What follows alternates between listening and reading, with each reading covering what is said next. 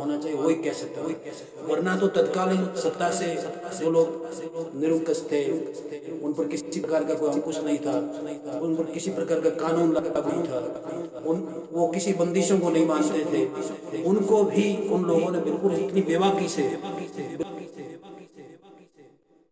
काव्य कहे, उनकी संततियां लोकतंत्र की बातें कर रहे हैं कि आज लोकतंत्र में अभिव्यक्ति की स्वतंत्रता है, हम हमारी बात विवेचित कर सकते हैं, हमारी बात हम बड़ी बेबाकी से कह सकते हैं। ये बिल्कुल हमारी बड़ी भूल है। जिन लोगों ने वो विषय काव्य कहा, जिन लोगों के ऊपर कहा, उन दोनों की संतति बैठी।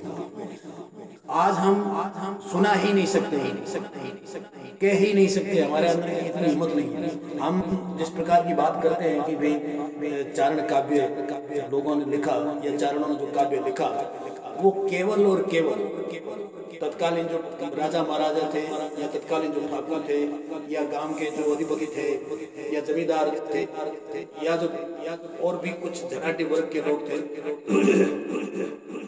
उन लोगों की प्रशंसा में कहा गया है, उन लोगों को राजी करने के लिए कहा गया है और अपने निजी स्वार्थों की पूर्ति हेतु चारण कवियों ने काव्य कहा। ये अमूमन हमारे इस काव्य के ऊपर आक्षेपण करते हैं, इस काव्य पर आरोप भी लगा कि भी इस काव्य के अंदर सिर्फ और सिर्फ एक प्रशंसा का भाव है, इसके अलावा उन्होंने कुछ कहा नहीं है, कुछ विशेषताओं का उन्होंने निर्वहन किया है, जबकि ये बिल्कुल एक पक्षीय धारणा, हमारी एक पक्षीय बिल्कुल मान्यता है। और मैं एक पक्षीय इसलिए कह रहा हूँ कि हमने हमारे राजस्थानी काव्य के विभिन्न पक्षों को पढ़ाई, विशल काव्य भी है, सर काव्य भी है, और सर काव्य के अंदर प्रसिद्धि मूलक काव्य भी है, इतिहास चेतना का काव्य भी है, रंग काव्य भी है, रमण काव्य भी है, भक्ति काव्य भी है, नीति काव्य भी है, प्रकृति चित्रण का काव्य भी है, संस्कृति चित्रण का काव्य भी है, हास्य काव्य भी है। लेकिन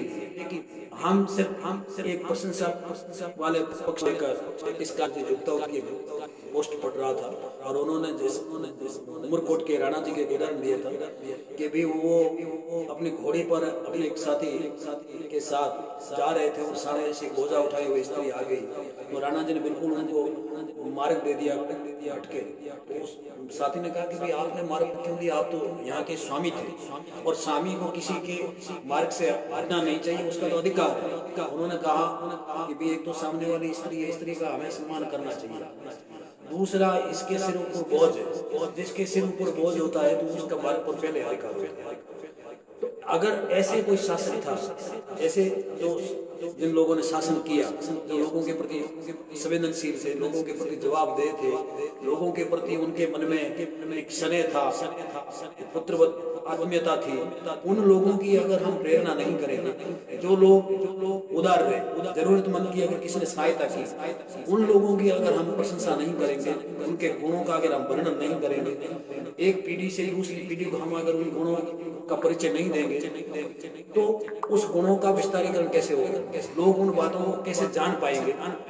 मैं समझता हूँ कि ये प्रशंसा नहीं, ये एकदम सत्य का पक्ष है। जिन लोगों ने सही कार्य किया, जन कल्याण का कार्य किया, स्वाभिमान रक्षण का कार्य किया, देशभक्ति का कार्य किया, दुश्मनों का डटकर जिन लोगों ने मुकाबला किया, अपनी मातृभूमि, अपनी धरती, अपनी धर्म, स्त्री सम्मान, गौ रक्षा, जिन लोगों ने अपने आप को अनाम उत्सर्ग कर दिया, उन लोगों की अगर हम प्रशंसा नहीं करते हैं, उन लोगों के गुणों का हम सही चित्रण नहीं करते हैं, तो बिल्कुल हमारा जो हृदय है संकुचित है, हमारा हृदय वंचित है, हम बिल्कुल कायर है। अगर हम किसी की वीरता की बात नहीं सुन सकते तो हम बिल्कुल कायर है। हम किसी की उदारता की बात नहीं सुन सकते, इसका मतलब हम अनुदार है, हमारे अंदर से उदारता बिल्कुल नष्ट हो चुकी है, और हम हमारी कुंठाओं के प्रकट करने के लिए केवल और केवल ऐसा आरोप लगाता रहते हैं। सभियों ने बिल्कुल इस प्रकार से उन्होंने काव्य किया कि बिल्कुल निराधार है, इस बात में कोई सेंस नहीं है, इस बात में कोई सच्चाई नहीं है। प्रशंसा करना भी कोई अपराध नहीं है। आज भी हम अच्छे लोग जो कार्य करते हैं, बड़े बड़े विज्ञ बन सकते हैं लोग, और वो विज्ञापन दूसरे दिन मतलब उस विज्ञापन को लोग चाट खाते हैं, पकौड़ियाँ खाते हैं, नालियों में और में यूं ही पड़े रहते हैं। लेकिन जो लोग, जिन लोगों ने उन उदार लोगों की, उन वीर लोगों की, उन सत्पुरुषों की, उन महापुरुषों की सच्ची बातों को अपने काव्य के माध्यम से अभिव्यंजित किया, वो आज भी हमारे अंदर विद्यमान। एक राजस्थानी के कवि का दोहा है कि कवि ने जो काव्य कहा और दातार ने उसको दातार की कोई वस्तु दी, तो वो वस्तु तो वो बस खा चुका, नष्ट कर चुका, लेकिन कवि ने जो काव्य कहा वो आज भी हमारा। दाता ने कवि को दिया, कवि गया सूखा, और कवि ने दाता को दिया, वो जाता चुका न जाए। आज भी वो विद्यमान है। जिन लोगों पर वो काव्य कहा गया, जिन लोगों की प्रशंसा की गई, उनकी संतति बड़ा गौरव महसूस करती है, अपने आप को सम्मानित महसूस करती है कि हमारे पूर्वज जैसे गौरवशाली हुए, उन्होंने गौरवमय परंपराओं का निर्वाह किया, उन परंपराओं को निभाया, एक सबक मार्ग हमारे सामने स्थापित किया। तो बिल्कुल ये बिल्कुल निराधार बात है कि प्रशंसा नहीं करनी चाहिए। क्यों नहीं करनी चाहिए? क्यों नहीं? अगर कोई सही है, सच्चे उन्नपूर्ण है, तो होना चाहिए। क्योंकि मैं बात ये कर रहा था कि जो लोग कर्तव्यहीन हुए, जिन लोगों ने मर्यादा को त्याज्य किया, जिन लोगों ने स्थापित मूल्यों के विपरीत कार्य किया, जिन लोगों ने शोषण किया, जिन लोगों ने गरीबों को दबाया या अपने पूर्वजों के स्थापित परंपराओं के खिलाफ कार्य किया, प्रजा के साथ और किसी प्रकार अन्याय किया, तो उन तत्कालीन शासकों का, उन तत्कालीन ठाकरों का, उस तत्कालीन शासक वर्ग का चारण कवियों ने बड़ी मुखरता के साथ, बड़ी बेबाकी के साथ, बड़ी निडरता के साथ उनकी भर्त्सना की, उनकी आलोचना की, उन पर व्यंग्य कसा, उन पर तंज कसा, ताकि उस काव्य को सुनकर, उस आलोचना को सुनकर, उस निंदा को सुनकर उनमें सही राह चुनने का जज्बा जागृत हो सके, वो सही मार्ग पर आ सके, शोषण की प्रवृत्ति को, अत्याचार की प्रवृत्ति को, अन्याय की प्रवृत्ति को छोड़ सके। मैं चूंकि साहित्य का एक अदना सा विद्यार्थी हूँ, मैं उन शासकों के प्रति अपनी कृतज्ञता ज्ञापित करता हूँ कि चारण कवियों ने इतना कटु काव्य कहा, इतनी कटु बातें कही, लेकिन उनकी वो इतनी उदारता थी कि उन्होंने उसको बिल्कुल सुना, कान पसाव दिया, कान पसाव ही नहीं दिया, उस पर आचरण किया, उसको अपने जीवन में ढाला। और जिन लोगों ने जीवन में नहीं ढाला, उन लोगों की सदैव आलोचना होती रही, उनको किसी प्रकार का यहाँ सम्मान नहीं मिला। लेकिन उन शासकों ने बिल्कुल उस काव्य को कान पसाव दिया, उस पर आचरण किया, और बिल्कुल उन्होंने अपने जो कवियों ने ऐसा काव्य कहा, उस कवियों को न केवल सम्मानित किया, उनको गांव दिया, उनको जागीर दी, और अपने प्रमुख सलाहकारों हम ऐसे इतिहास में उदाहरण पढ़ते हैं कि जिन कवियों ने बेबाकी के साथ कहा, उनका सम्मान, क्योंकि हमने वो काव्य पढ़ा नहीं, हमने वो काव्य सुना नहीं, हम उस काव्य से परिचित नहीं है।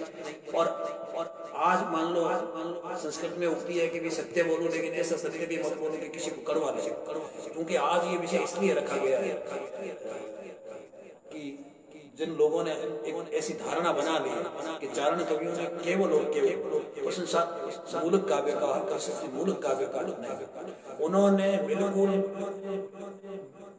प्रशंसा की है अच्छे कार्य, मतलब उत्कृष्ट थे, उसका उन्होंने बिल्कुल दिल खोल के उसका वर्णन किया। लेकिन जो निकृष्ट थे, जिन्होंने नीच कार्य किया, उनका उन्होंने निंदन करने में, उनकी निंदा करने में किसी भी प्रकार की कोताही नहीं बरती, उन्होंने किसी प्रकार का कोई संकोच नहीं।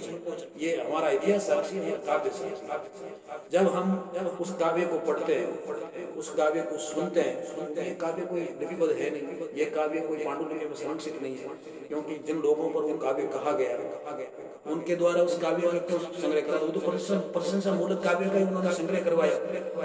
जिन्होंने छपाया वो भी प्रशंसा मूलक काव्य छपा, हमने पढ़ा वो भी हमने प्रशंसा मूलक काव्य पढ़ा। इसलिए हमने ये बिल्कुल नहीं, हमारी धारणा भी ऐसी झूठी नहीं है कि हमने वही धारणा बना ली, हम देखते हैं वही धारणा, लेकिन हम इस बात को भूल जाते हैं कि कभी समय का कैमरा कैमरे में हम जैसे हैं वैसे ही हमारी तस्वीर रहेगी। तो कभी भी समय का कैमरा है, जैसा समय में वातावरण होगा, जैसे समय में लोगों का आचरण होगा, जैसे लोगों का व्यवहार होगा, जैसे लोगों की कार्य शैली होगी, कार्य पद्धति होगी, तो कवियों ने भी उसी प्रकार से अपने काव्य में उस बातों को सुव्यंजित किया। देवकांत जी बारट बिल्कुल सही लिखते हैं। उन्होंने कहा कि हम तो समय के कैमरे, झूठी अथवा सच्ची कहना हमारे बस की बात नहीं। उन्होंने कहा कूड़ी साची कहवणो हेली मारे हाथ अन कवि समेरो कैमरो विश्ववाद विकिया। मैं इस बात से या इन कवि से पूर्व में अगर मैं जाता हूँ, मुरारदास जी मंडपी हुए जिन्होंने फूफी रासा कहा, सांभर में जो मराठों के समय में लड़ाई हुई और वहाँ तत्कालीन शासक वर्ग के जितने भी लोग थे वो मुकाबला नहीं कर सके, कोई किधर भागा, कोई किधर भागा, कोई किधर भागा, और फिर मराठा ने यहाँ बड़ी तड्डी मचाई। तो उन्होंने उस पूरी तड्डी को, उस पूरे वातावरण को अपने फूफी के सांभर की बातों, फूफी रासा के माध्यम से अभिव्यंजित किया। उनका एक दुआ है कि कूड़ी है वितना रे हाथ, कवि ने तो कहनी पड़े बड़ी जिसे ही बात है विदना रे हाथ। में इस दो को बोल रहा हूँ। उन्होंने कहा कि जैसी वातावरण हुआ है वो हमारे बस की बात नहीं है, वो विधाता के हाथ है। जैसा हुआ ढूंढी हो अथवा भली है विदना रे, भले ढूंढी बात हो या भले अच्छी बात हो, कवि के हाथ में नहीं, विधाता के हाथ में। वो जैसी बात करवाता है कवि तो उसी बात को अभिव्यंजित करता है। उन्होंने कहा ढूंढी हो अथवा भली है विदना रे हाथ, कवि ने तो कहनी पड़े बड़ी सोही बात। जैसी बात बन गई है वैसी ही बात हमारे कवियों ने कही।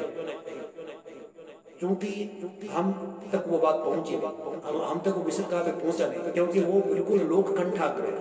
वर्तमान में कुछ लोग उस काव्य का संकलन कर रहे हैं, पहले भी कुछ लोगों ने संकलन किया, कुछ एक दो पांडुलिपि मैंने अनूप संस्कृत लाइब्रेरी में देखे, एक पांडुलिपि में मैंने विशुद्ध काव्य अभी जैन ग्रंथालय में भी देखे। क्योंकि अब उस काव्य की तरफ काव्य का ध्यान गया कि चारण काव्य का ये भी इतना उज्ज्वल पक्ष है कि इस पर चर्चा हुई नहीं, और चर्चा इसलिए नहीं की कि जिन लोगों की प्रशंसा की उन्हीं लोगों ने उस काव्य को छपाया, उसी काव्य को लोगों ने प्रचार करवाया। इसलिए भाई आज बुरी बात का प्रचार कौन करवाता है, सभी अच्छी बात का करवाते हैं। वो यही प्रशंसा मूलक काव्य हमारे सामने है। मैं बात कर रहा हूँ मध्यकालीन विशुद्ध काव्य की। वर्तमान तक जब हम विशुद्ध काव्य को देखते हैं, पहले भी मैंने आपसे निवेदन कर दिया कि विशुद्ध का सीधा अर्थ है निंदात्मक, आलोचनात्मक, कटु वाक्य, और जिस प्रकार से विष डंक मारता है उसी प्रकार से ये काव्य सीधा सीधा कलेजे में डंक मारता है। हम जब चूंडा जी राठौड़ की बात सुनते हैं, और चूंडा जी का जो बचपन था वो आलाजी बारट के घर बीता, एक लंबी कथा है वहाँ बीता, लेकिन फिर बाद में उनके सहयोग से उनको मंडोर का शासन उनको मिला। जब चूंडा जी उनसे मिलने गए और जब वो राज सत्ता में मदान थे या समय का उनके पास अभाव था, जिन्होंने चूंडा जी की परवरिश की उनसे भी उनके पास मिलने को समय नहीं मिला। तो चूंडा जी को संबोधित करते हुए आलाजी बारट ने दो चार पांच दोहे थे, उनमें से एक दुआ कहा, सीधा सीधा कहा उन्होंने, हे चूंडा तुझे मेरे काचर जो तूने मेरे गांव कड़ाऊ में मेरे काचर खाए थे, जो मट काचर में तुझे खिलाता था बड़ा प्रिय मानकर, वो काचर तुझे अब याद नहीं रहे, क्योंकि अब तू अपने आप को बड़ा सुरक्षित महसूस कर रहा है। मंडोर की जो पहाड़ी है ना, इस गढ़ में आप अपने आप को बड़ा सुरक्षित मान रहे हो, इसलिए अब तुम इस बात को भूल गए हो। उन्होंने कहा, चूंडा न आवे चीत काचर कड़ाऊ तना आछो यो बीत मंडोर रे माड़िया, चूंडा न आवे चीत काचर कड़ाऊ तना आछो भयो बीत मंडोर रे माड़िया। बिल्कुल उन्होंने कहा कि भाई आपको काचर अब याद नहीं आ रहे, क्योंकि अब आप मंडोर के माड़ियों में आ गए, अपने आपको सुरक्षित मान रहे। जैसे ही उन्होंने इस दोहे को सुना, चूंडा जी के भाव में बड़ी आई के भी मैंने गलत बात को सुनने का लोगों में वादा नहीं। जैसे हम गलत बात करेंगे बिल्कुल उसका उल्टा अर्थ लेंगे, आपको प्रताड़ित किया जाएगा, पीड़ित किया जाएगा, सम्मानित कतई नहीं किया जाएगा। लेकिन उन शासकों ने सत्य कहने वाले चारण के उनको सम्मानित भी किया। फिर उन्होंने चूंडा जी ने उनके सामने सॉरी फील की और हांडू सियादा का बहुत लंबा चौड़ा दूसरा बड़ी जमीन उनको दी, सम्मानित किया। इस बात को हम इतिहास में सुनते हैं। जब हम प्रशंसा की बात आते हैं, हम राव चंद्र सेन की बात करते हैं। राव चंद्र सेन हम जैसे महाराणा प्रताप की भी बात करते हैं कि भी वो स्वतंत्रता के लिए लड़े। उनसे पहले तो हमारे यहाँ चंद्र सेन जी लड़े, तो चंद्र सेन जी की हमारे यहाँ के कवियों ने प्रशंसा की। अब ऐसे लोगों की अगर हम प्रशंसा नहीं कर पाएंगे तो अनुदान है। लेकिन जिन लोगों ने गलत कार्य किया उनकी आलोचना। हमारे शंकरदास जी देथा उन्होंने कहा कि शहीद क्षत्रिय है, उनके लिए तो हम सजीवनी का काम करते हैं। लेकिन जिन एक क्षत्रिय लोगों में क्षत्रियत्व का अभाव है, वो कृत्रिम रूप से क्षत्रिय बने हुए हैं, तो उनको हम बिल्कुल हमारा जो वाक्य है, हमारी जो कविता है, वो सर्प के समान मतलब कटु लगती। और अगर शहीद क्षत्रिय है तो उनको हम सुर गुरु के समान पूजा लगते हैं, बड़े हमारे ये आदरणीय है। मैं बात आ रहा हूँ आगे कि भाई जो यहाँ के मालदेव जी ने ओखड़े में बैठे अपने अफीमची पिता को नीचे गुड़काया, तो उस समय के जो चारण कवि थे उन्होंने बिल्कुल गांगे घोड़ावियो बहुत दोहे कहे, गीत कहे, बहुत ज्यादा लोग प्रकाश में नहीं आए। वहाँ तत्कालीन जो सुखा वहाँ का जो कामदार था वो भी उस जघन्य हत्याकांड में बराबर का भागीदार था, उसकी भी उन्होंने निंदा की। तो ये प्रसंग भी हमारे सामने आता है कि जिन शासकों ने अपने पिता को नहीं बख्शा, तो बिल्कुल सभी कवियों ने की, लेकिन जो बेबाक थे, जो बोहर थे, जो निडर थे, जो लोभ से ऊपर उठे हुए थे, उन्होंने बिल्कुल बेबाकी से उनकी निंदा की। मैं इसी श्रृंखला में आगे आ रहा हूँ। हमारे सामने एक बहुत बड़ा नाम आता है आशा जी बारठ। उन्होंने भी कहा कि भी मैं एक दोहा कहूंगा, आधा अच्छा और आधा बुरा। तो उन्होंने चाहे वो जखड़े मुखड़े के गए हो, चाहे तारकेन के गए हो, उन्होंने एक पंक्ति अच्छी गई, दूसरी पंक्ति बुरी गई, और उन्होंने उनको करोड़ प्रसाद देके उनको सम्मानित किया। आशा जी से थोड़े बाद में रंगरेला बीठू, और रंगरेला बीठू के लिए तो यहाँ तक कहा जाता है उनके लिए दो धारणाएं अलग अलग आलोचकों ने, तत्कालीन जो आलोचक वर्ग था उन्होंने बनाई। एक ने तो कहा कि भी रंग रेलियो माट धरा रे नुआ, और दूसरे ने कहा कि नहीं, उन्होंने रंग नहीं रेला, उन्होंने रंग रेले विष रेलियो माट धरा रे मारे। उन्होंने कहा रंगरेला ने विष बमन किया है, लेकिन विष बमन इसलिए कहा कि वो बिल्कुल सत्य कहा, उन्होंने बिल्कुल वो डरे नहीं। तत्कालीन जो वहाँ के शासक थे, चाहे तत्कालीन वहाँ के कवि थे, तत्कालीन शासक हर्राज जी थे, वो बड़े विद्वान थे, कवियों के कदरदान थे, और उनके जो कवि थे वो भी रत्नों थे। लेकिन क्योंकि वो विद्वता में उनकी खरे नहीं उतर पाए होंगे, उन्होंने बड़ी बेबे से कहा लबूर टहू के खोड़े दोनों टंग, और उन्होंने वहां भी अवल भूख मुंडे से उठी, अवल भूख मुंडे से उठी, फिर केराड़े दीनी पूठी, यानी पूरे जैसलमेर का उन्होंने पटोड़ी आजाद माए बगार जुड़े जा रावल दरबार घोड़ा टेगल लारा बुगारा ये ढेर में बिठाए जादे जैसलमेर। बिल्कुल उन्होंने तत्कालीन जो आर्थिक व्यवस्था थी उसका, वहाँ की जो शुष्क प्रकृति थी उसका, वहाँ के जो तत्कालीन शासक थे उनकी भी उन्होंने उनके जो व्यवहार की या उनसे आगे जो घाट है, और घाट प्रदेश में स्त्रियों द्वारा जो पानी लाने की वहाँ की परंपरा है उसका भी उन्होंने बड़े बेबाकी से उन्होंने कहा पदम पानी ये लैंड प्रभात रोड़न दिए आलो तो आधी रात बिलक का टावर जोगे बाट धनो धड़ धाड़ धनो धड़ धाड़। उन्होंने जैसलमेर रोजस शीर्षक पे जैसलमेर रोजस, लेकिन जैसलमेर के जस के अंदर उन्होंने तत्कालीन जैसलमेर की जो व्यवस्था थी, चाहे आर्थिक रूप से हो, चाहे राजनीतिक रूप से हो, चाहे सामाजिक रूप से हो, जहाँ जहाँ उन्हें विषमताएं देखी, चाहे आज हम स्त्री वंश की बात करते हैं, उस समय के पद्म पानी ये लैंड प्रभात रुड़न दिए आवत आधी रात बिलक काइटा लड़ जोगे बाट दिलो धड़ धाड़ दिलो धाड़। यानी पद्मन पानी लेने की लिए जाती है, बेचारी भटकती आधी रात को अपने घर पहुंचती है, और उसके जो नन्हे मुन्ने बच्चे वो पीछे बिलकते रहती है, ये धाड़ धरती ऐसी। बिल्कुल उन्होंने बड़ी बेबाकी से हम वर्तमान में जो कितने ही अपने पक्ष रखे, लेकिन उन्होंने जो देखा, जो उन्होंने चित्रण किया, वो वास्तविकता का चित्रण है। रंगरेला बीटू चाहे उदयपुर गए, चाहे वो गोडवाड़ में गए, चाहे वो ढूंढाड़ में गए, जहां जहां उन्हें विषमताएं दिखी, वहां वहां की विषमताओं को बड़ी बेबाकी से चित्रण किया। और भी हमारे सामने उसी जमाने के आते एक बहुत बड़ा, हालांकि बहुत दुआ प्रसिद्ध है, मैं पहली बार आपसे साझा नहीं कर रहा हूँ।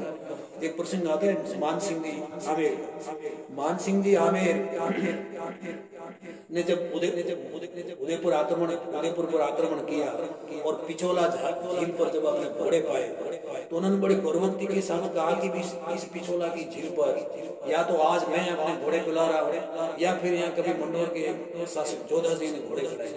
तो उस समय उनके पास आमेर के ही कवि जग्गा जी वाले, वो उनके कवि थे, उनकी सेना में एक वीर सैनिक थे, वो वहां लड़ने आए हुए थे, लेकिन चूंकि वो बिल्कुल निष्पक्ष थे, कवि थे, और कवि कभी भी असत्य को स्वीकार नहीं कर सकता अगर सही कवि है तो उन्होंने बड़ा कहा कि भाई ये मान सिंह, इसमें आपको गर्व करने की बात नहीं है, ये कोई घमंड की बात नहीं है, क्योंकि राव जोधा ने तो अपने घोड़े पिलाए थे, वो अपने बलबूते पर पिलाए थे, लेकिन आप तो इसमें कौन सा गर्व कर रहे हैं, आप तो अकबर के बल पर आए। उन्होंने कहा माना मन अंध से मती अकबर बल आया, जोधे जंगम आबरा पाना बल पाया। लेकिन उन्होंने कह दिया, मान सिंह जी इस दोहे को पचा नहीं पाए, और उन्होंने पूरे जो आमेर के चारण थे, उन चारणों के गांवों को खासे कर दिया, जब्त कर दिया। फिर वो कृष्णा जी भादा के प्रभाव से पूरे गांव वापस मिले, ये भी एक कहानी है। लेकिन उन्होंने गांवों की परवाह नहीं की, अपनी जागीरी की परवाह नहीं की। उन्होंने कहा कि भाई इतनी गर्भोक्ति की जरूरत नहीं है, आप अपने बूते नहीं आए हो, ये जो शक्ति है ना आपकी नहीं है, ये अकबर की शक्ति है। आप दूसरों की शक्ति पर अपने ही रिश्तेदार को दबाने आए हो, ये जोधा अपने बल बूते पर आए। उन्होंने कहा कि माना मना दसे मती अकबर बल आया, जोधे जंगम आबरा पाना बल पाया। इसमें किसी भी प्रकार की गर्भोक्ति की आवश्यकता नहीं है। इसी श्रृंखला में हम आगे बढ़ते, धीरे धीरे धीरे हम आगे आते हैं, मारवाड़ में आते हैं, चाहे हम जैसलमेर में आते हैं, चाहे हमें बीकानेर में आते हैं। बीकानेर का भी हम उसी जमाने के प्रश्न ले। बीकानेर के एक शासक थे महाराजा मान सिंह, महाराजा राय सिंह जी के लड़के थे, लेकिन वो महाराणा प्रताप के भांजे थे, बड़े स्वाभिमानी शासक थे। जहांगीर की उन्होंने परवाह नहीं की, अकबर की उन्होंने परवाह नहीं की। जब जहांगीर को ऐसा हो गया कि भाई दलपत सिंह मुझे हार नहीं रहा है, मेरी परवाह नहीं कर रहा है, तो उन्होंने बिल्कुल दलपत सिंह के छोटे भाई सूर सिंह के पक्ष में सेना भेजी। दुर्योग ऐसा बना कि उनके जो सहयोगी थे दलपत सिंह के, चाहे वो हाथी के पीछे बैठे हुए उनके बहुत विश्वस्त ठाकर थे, कहीं के भी हो, मैं अभी नहीं बता रहा हूँ, लेकिन उन्होंने बिल्कुल उनके साथ विश्वासघात किया और उनको बिल्कुल पकड़ा दिया। जब उनको पकड़ा दिया, बीकानेर के ऐसे स्वाभिमानी शासन को पकड़वा के मुगलों के हवाले कर दिया, तब सिंध के सत्ता जी की से ये बात उन्हें नागवार गुजरी, उन्हें बड़ी घटिया बात लगी, और उन्होंने बिल्कुल वहां की जो बीकानेर के तत्कालीन सामंत थे, चाहे बिदावत हो, चाहे कांदल हो, चाहे बीका हो, उनको बिल्कुल बड़ी बेबाकी से उन्होंने कहा कि फिट बीदा फिट कांदड़ा जंगल धर लेडा दलपत हुड जू पकड़ियो आज गई भेड़ा। यानी मैं आपको बड़ा धिक्कार रहा हूँ, मैं आप धिक्कारने के योग्य है। आप चाहे बीदा हो, चाहे कांदल है, चाहे बीका है, कुछ भी है, आपको मैं बड़ा धिक्कार रहा हूँ। क्यों? क्योंकि अकबर घेटे के समान यानी बड़ा भेड़ा होता है, घेटा घेटे के समान पकड़ा गया। उन्होंने दलपत को भी नहीं बख्शा, वो मरता राजपूत था, तलवार से मर जाता, लेकिन वो भी पकड़ा गया। उन्होंने कहा कि दलपत हुड पकड़ियो, जैसे घेटा पकड़ा जाता उसी प्रकार वो पकड़ा गया। घेटा तो पकड़ा गया, सब पकड़ा गया, लेकिन जो आप भेड़े थी ना वो वहां से भाग चुकी। उस जमाने में इस तरीके से इतनी कटु आलोचना कर देना, मौत को निमंत्रण देना, लेकिन उन्हें मौत की परवाह नहीं थी, उन्हें अपनी जागीरी की परवाह नहीं की। उन्हें सिर्फ मूल्यों की परवाह थी कि जो राजा के साथ दुर्व्यवहार हुआ, जो हमारा मालिक था, हमारा स्वामी था, बीकानेर का शासक था, महाराजा राज सिंह जैसे दातार पुरुष का लड़का था, उसके साथ ऐसा दुर्व्यवहार हुआ। उन्होंने बिल्कुल कह दिया, पिट बीदा पिट कादड़ा जंगल धर लेडा दलपत उड़जू पकड़ी और भाज गई बेड़ा। उन्होंने इसी श्रृंखला को आगे बढ़ाया। उन्होंने जब देखा कि चंपावत हाथीदास जी ने चंपावत हाथीदास ने अजमेर की जेल से दलपत जी को छुड़ाया है, तो उन्होंने बिल्कुल उनकी प्रशंसा की। आप कैसे प्रशंसा नहीं करनी चाहिए? अब ऐसे आदमी की अगर हम प्रशंसा नहीं कर पाएंगे तो फिर कौन किसके लिए मरेगा? दूसरे के लिए क्यों कोई मरेगा? अगर हम उसकी मरने की हम कदरदान ही नहीं, हम किसी की कदर ही नहीं करते हैं तो क्यों कोई हमारे लिए मरेगा? जब हाथीदास चंपावत ने दलपत जी को छुड़ाया, उनके साथ वीर गति को प्राप्त हुए, तब कवियों ने बिल्कुल कहा कि दलपत तो पकड़ी जियो न बढ़ी या नहीं बीका, यानी जो उनके परिवार के सदस्य थे वो नहीं बीके, बढ़ नहीं पाए, कट नहीं पाए, लड़ नहीं पाए। दलपत तो पकड़ी जियो बढ़ी या नहीं बीका, हाथी चढ़ हरवड़ वो न राखना जस मीका। अब उसकी उन्होंने प्रशंसा की और बीका की उन्होंने निंदा की, एक ही दो है। अब आप अंदाज लगा सकते हैं कि उन्होंने कितना बड़ा त्याग किया। हम आगे बढ़ते हैं। बीकानेर के और भी उस जमाने में जो सामंत थे दलपत जी को पकड़ने वाले में, चाहे वो महाजन के राजा जी हो, चाहे वो बीजासर के ठाकुर हो, या और कहीं के, और बिल्कुल उनकी आलोचना गीतों के माध्यम से की गई है। क्योंकि समय में थोड़े प्रशंसा भी ले रहा हूँ, वो गीत भी है मेरे पास। बिल्कुल उन्होंने आलोचना की। उसके बाद बीकानेर के और शासकों के साथ जैसा व्यवहार रहा, तो उन्होंने कहा कि कवि हुए यहाँ के बीकानेर, तो उन्होंने कहा कि भी दलपत के साथ जो व्यवहार किया है वो अब महाराजा गज सिंह के साथ, अब इसकी सहायता करना था, ऐसा नहीं होगा, अब इसको भी पकड़वा दो। तो उन्होंने बड़ी बेबाकी से के साथ ये कहा। हम जब मारवाड़ की तरफ बढ़ते हैं, बालदेव जी का तो मैंने आपसे जिक्र किया, उन्होंने अपने पिता को गोखड़े में बैठे को नीचे पटक के मारा गंगा जी का, बिल्कुल गांगे गो गुलाबी वो समय में बिल्कुल बेबाकी के साथ। उसके बाद हम जब आते हैं महाराजा जसवंत सिंह जी जब उज्जैन की लड़ाई जो मुगलों के बीच उत्तराधिकार को लेकर हुई, और उस लड़ाई में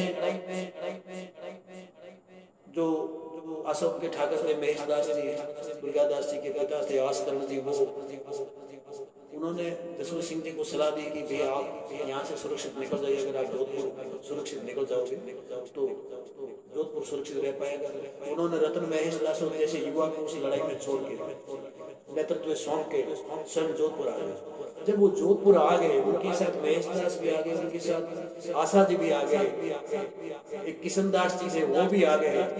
तो चारों कवियों को बड़ा ऐसे ही लगे कि युवा के जिसने अभी कुछ देखा ही नहीं है, अभी उसने किसी प्रकार के सुखों का इतना उपभोग भी नहीं किया है, ऐसे युवा को उस लड़ाई में नेतृत्व सौंप के महाराजा जसवंत सिंह आ गए। जसवंत सिंह आगे कोई बात नहीं, हमारे मालिक है, वो आ गए तो जोधपुर सुरक्षित रहेगा, वो और सेना का निर्माण करके और लड़ेंगे। लेकिन चूंकि अशोक ठाकुर को 80 वर्ष से ज्यादा उम्र के हैं, आशा जी भी वृद्ध है, ये क्यों आए? उन्होंने कहा कि महाराजा भला आविया सुस बसाओ देश, पर जम्बुक ए क्यों जीविया आसो कृष्ण महेश, ए साड़ियां कहने वाले यहाँ तो मरण राधे नहीं है, तो मरण चाहिए। तो ये किस लिए जिंदा रहे? महाराज आ गए तो कोई बात नहीं, देश को तो सुरक्षित रखेंगे, ये किसको सुरक्षित रखेंगे? ये इनके तो पेरे वो शमशान में पहुंच चुके हैं, कब्र में पहुंच चुके, तो ये क्यों आए? महाराजा भला आविया सुबह बसावो देश, जम्बुक ए क्यों जीविया आसो कृष्ण महेश। जब जसवंत सिंह जी के पहुंचने की बात नरहर दास जी जैसे भक्त के पास पहुंची कि भी इस तरीके से जसवंत सिंह जी यहाँ आ गए, भाग के मारवाड़ भागे, तो उन्होंने बिल्कुल कहा, एक गीत कहा कि भी हे जसवंत सिंह, उज्जैन के जो मैदान में जो अप्सराएं आई वो अमर सिंह के गई हुई आई। अमर सिंह ने उसको हेवा कर रखा था, स्वभाव हो गया था उनका कि भी वीरों का वर्ण करने के लिए आते, अगर राठौर लड़ने के लिए आए तो वीर गति प्राप्त होंगे। लेकिन इस बार वो थोड़ा चूक गई, क्योंकि कुमारी वो बाट जोती रही और आप जोधपुर की तरफ चले गए। उन्होंने बिल्कुल गीत गा, जैसा अवसर रही बाट जोती, वो तो तुम्हारी बाट जोती रहेगी और तुम बिल्कुल जोधपुर की तरफ आ गए। इन्हीं महाराजा के लड़के हुए अजीत सिंह। अजीत सिंह जी वीर थे, इसमें कोई दो राय नहीं है। उन्होंने बिल्कुल कहा जैसा उन्होंने जोधपुर को स्थापित किया, तो उन्होंने चारण कवियों ने उसकी वीरता की दिल खोलकर प्रशंसा की। उन्होंने कहा बीबी से दासी हुई, बीबा हुआ अजीत, हिंदू से ताजा हुआ न राजा हुआ अजीत। उनकी प्रशंसा की कि जो मुगल थे वो सब बीबी से दासी हुई न बीबा हुआ अजीत, हिंदू से ताजा हुआ न राजा हुआ अजीत। यानी अजीत सिंह जी राजा हुए तो हिंदुओं में बिल्कुल उत्साह संचरण हुआ, उनका उत्साह भंग हुआ। लेकिन जब 80 साल के वृद्ध बादशाह फूल शेर को महाराजा अजीत सिंह जी ने अपनी लड़की इंद्र को ब्याह दी, उनका डोला भेजा, दिल्ली डोलो भेजने बकी करी अजीत।